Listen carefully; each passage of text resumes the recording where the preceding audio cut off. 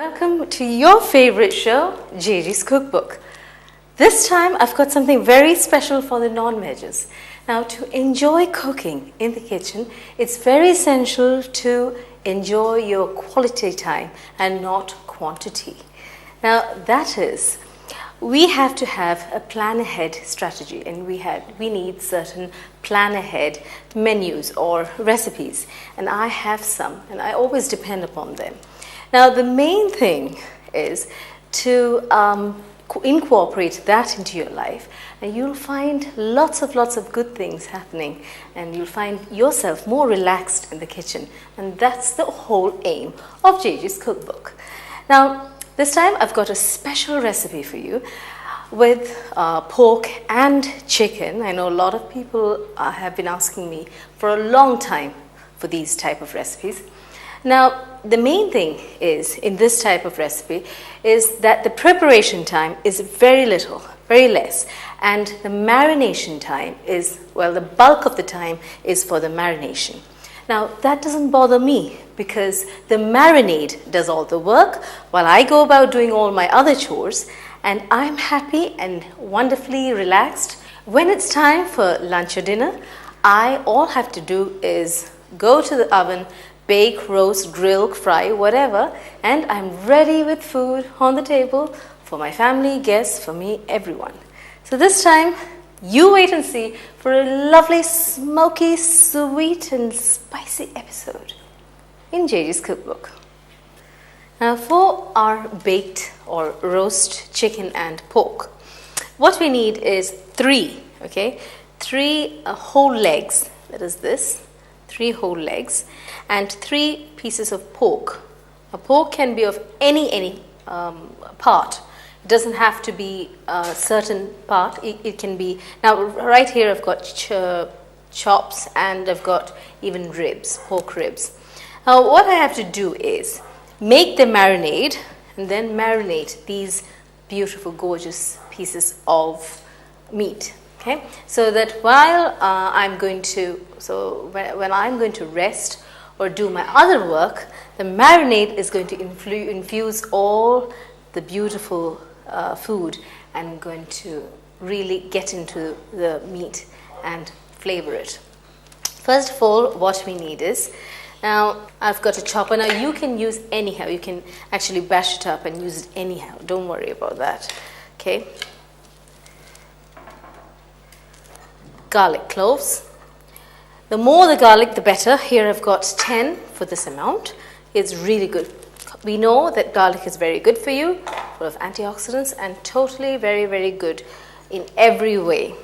So you have to include more ginger and garlic as possible. Try to avoid all kind of artificial things and go for the natural things. That's the secret of good health. Now, what I have to do is just chop this.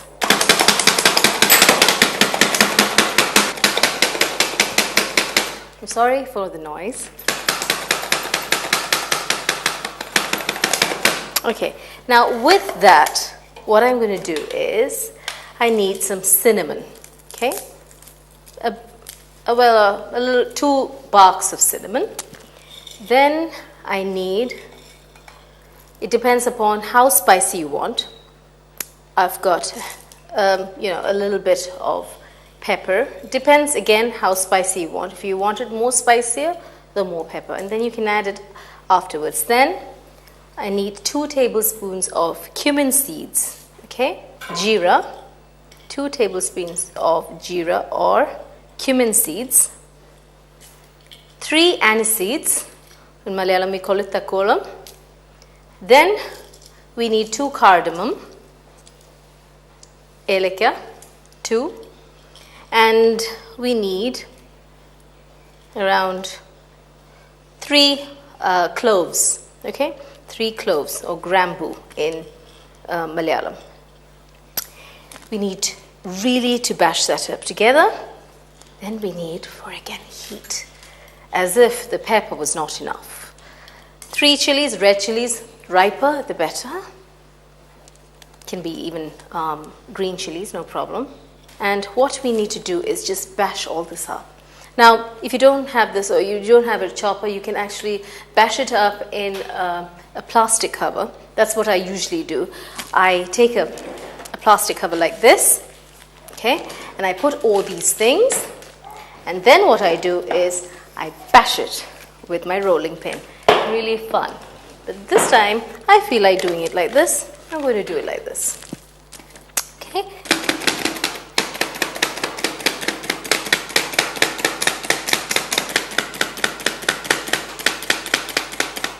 And now we've bashed up all these spices, okay? And what we have to do is do the rest of the marinade. So I'm going to take my bowl. I'm just going to put this in. All the spices. Okay? And then what we have to do is put all the liquid ingredients together. Now, for this, for sweetness, I need honey. 2 tablespoons of honey. Now, don't skip this, okay? This is very essential. Don't say, oh, I don't like it, because it's got its sweetness and,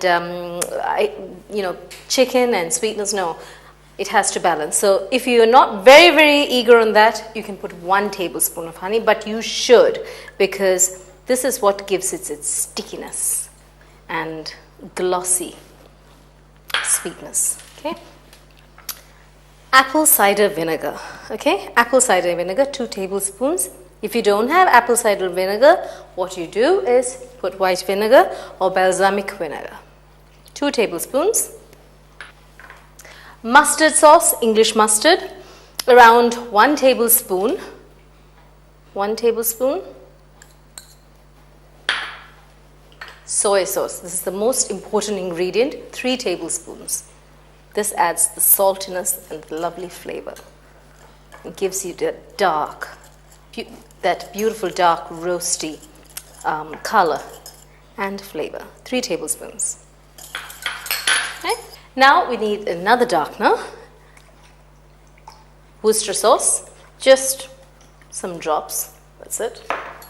Mix everything together. Now, Worcester sauce and soy sauce it does have salt. Okay, so now you have to be very careful.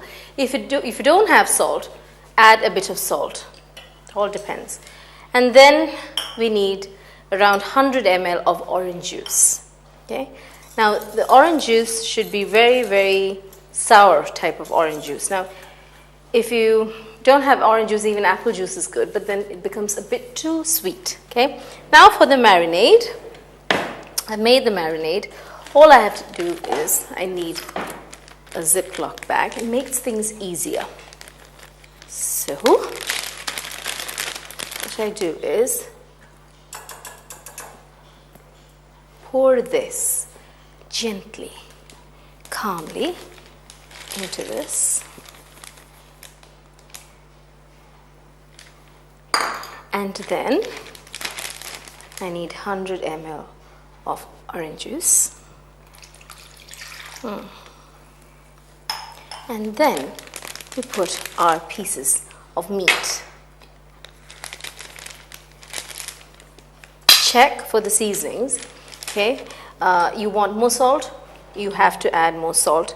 But like I warned you, the mustard sauce has salt. So does the soy sauce, so does the Worcester sauce. Anything else? No, all of these have salt.